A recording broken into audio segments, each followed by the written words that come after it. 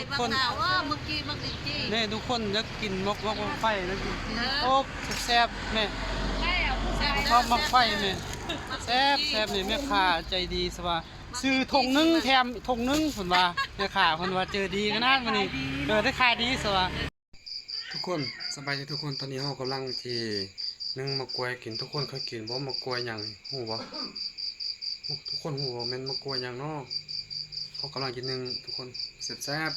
นึ่งแล้วมากับเขาทุกคนนึ่งใส่หม้อนี่เห็นบ่ทุกคนเห็นบ่ทุกคนเห็นบ่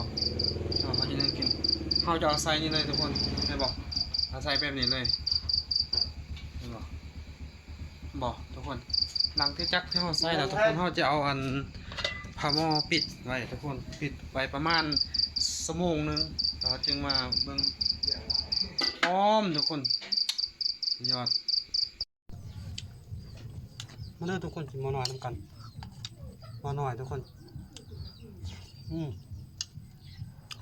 เนื้อแซ่บข้าวเหนียว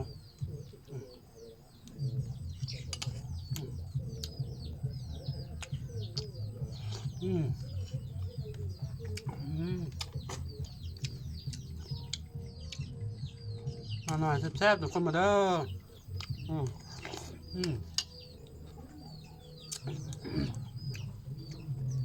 ทุกคนเคยกินหม้อหน่อยทุกคน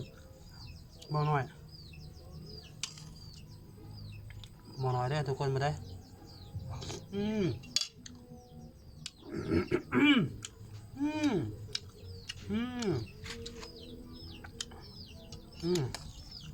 ทุกคนแซ่บจ้า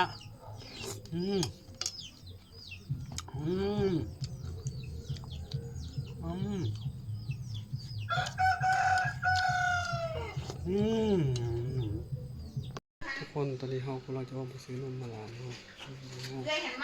เขามีเงิน5,000 กีบทุกคนนมมาโตมี5,000 กีบมาซื้อนมมาหลานให้คนที่มาเขาขายกล่องนึง5,000 กีบ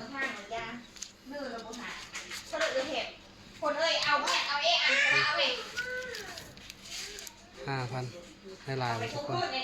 เขาขายอยู่บ้านคอยคือขนาดหมดนี้5,000 กีบซื้อเท่าไหร่ทุกคนตัวแม่เขาจะหายแมวนี่เราจะหายบ่เมื่อกี้เราต้องเอานมของลูกกินเวลาไปปลุกเราจะหายแมวเรียกทำไมวะเมื่อกี้นอนแล้วพันดีอยู่แล้วทำไมเรียกมิวทุกคนคิดว่าน่าฮักทุกคนเห็นน่าฮักกว่าทุกคนแมวเราจมมาเอิญจะนอนหรอเมื่อกี้ยังมาเอิญอยู่เนาะไม่นี่เห็นบ่